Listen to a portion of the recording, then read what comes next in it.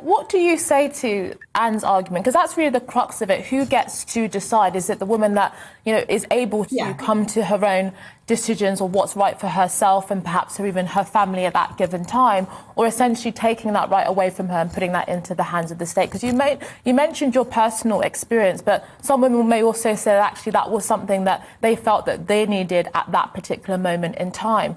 What do you make of that argument? Who really gets to decide that, or who should decide that?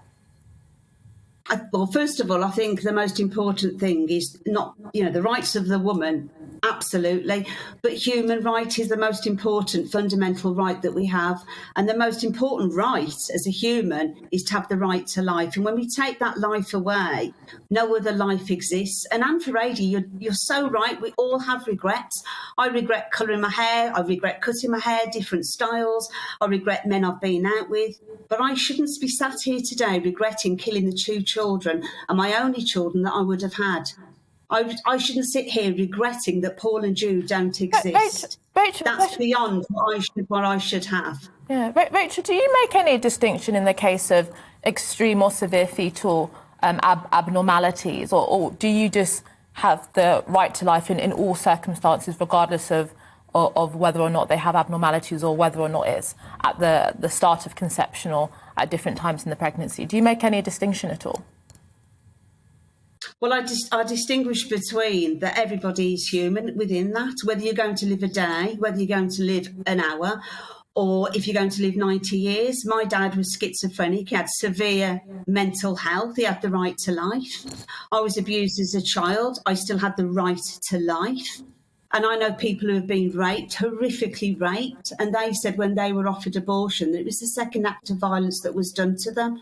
So I don't think this gives women rights, or it doesn't empower women. At Rachel's Vineyard, when I'm with these women, that are massively impacted by abortion and what it's done to them, I always ask them, do you feel empowered now?